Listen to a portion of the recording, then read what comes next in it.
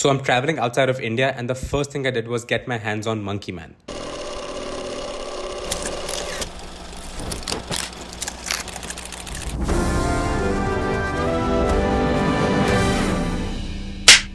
Now, I was really looking forward to watching this movie as its trailer was just absolutely kick-ass. Definitely one of the best trailers I've seen in the last 5 years. Now, closer to its release date, the movie was banned in India. Well, not banned exactly, but indefinitely pushed. The reasons cited were violence, sexual imagery, and political and religious themes. Now, let me make this very clear. The first two reasons are absolute bullshit. There have been more gory action movies released in India with no problem whatsoever. And as far as sexual imagery is concerned, there honestly isn't a lot either. At best, a couple of scenes where Dev Patel walks into a brothel-like area and you see people having sex and a few naked women. A scene that can be easily censored or even cut if needed.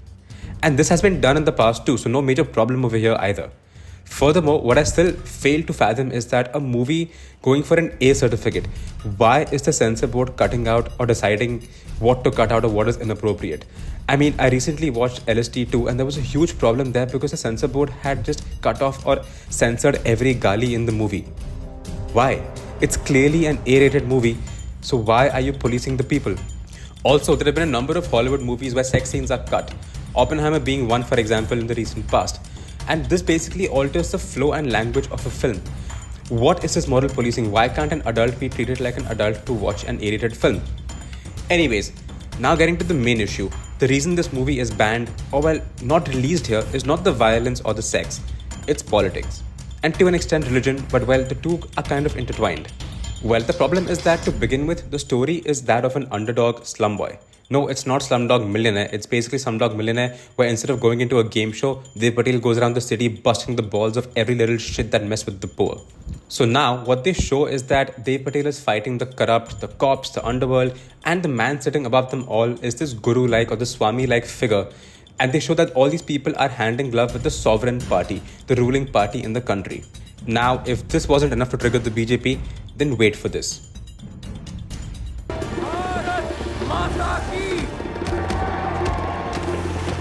There are chants of Jai Shri Ram throughout the movie and well, in this one scene.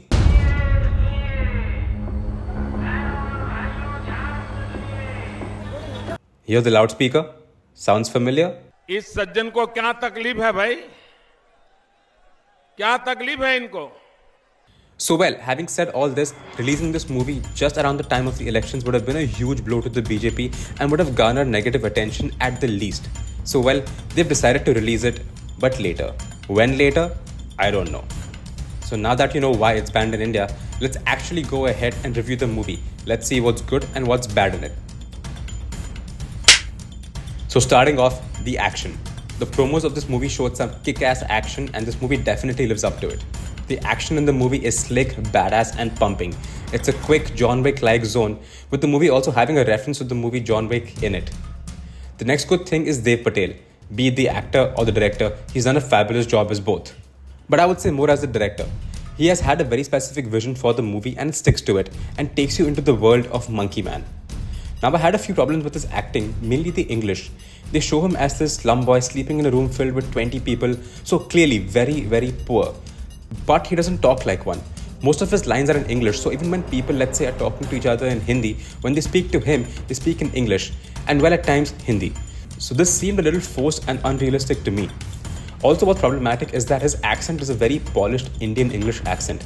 Definitely not what anyone that poor from the slums would sound like.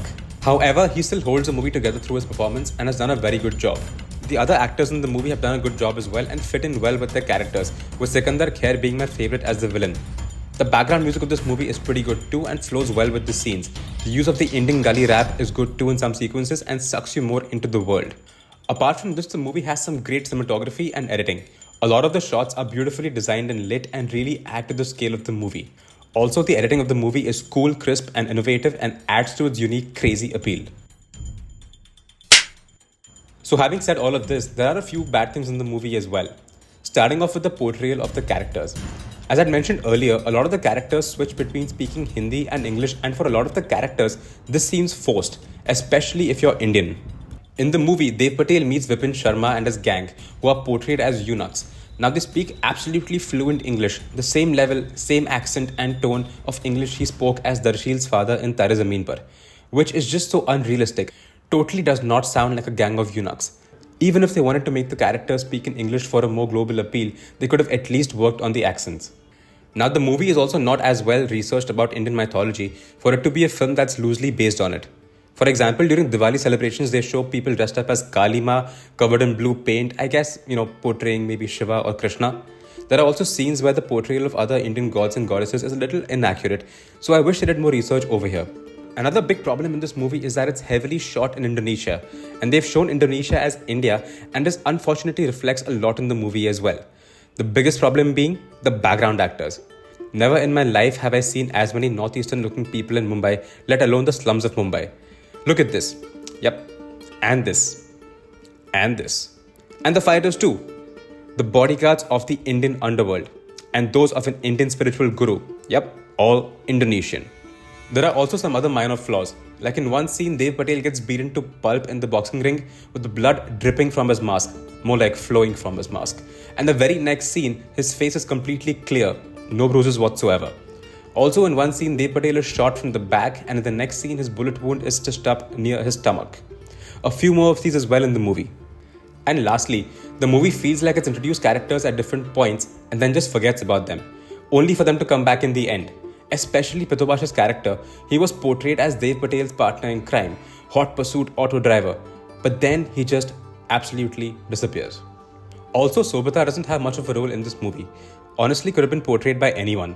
So all these things also do add a bit of a dampener at times. So this movie has a lot of action and gore in it.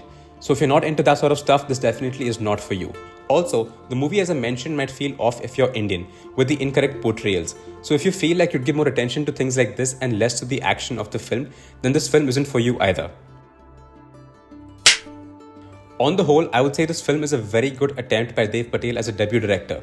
While the movie definitely had flaws and could have been better researched and more realistically portrayed, it still makes for a very good watch. Because well, let's be honest, I mainly went to watch it for its action, and its action is absolutely kick-ass.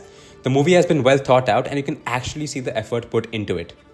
I'm going with 3.25 out of 5 for this one. Thanks a lot for watching, and do drop in your comments to let me know what you thought, or what your views are on the movie or the controversy. And well, don't forget to subscribe to my channel for more cool content. Thanks a lot, cheers, and I'll see you soon.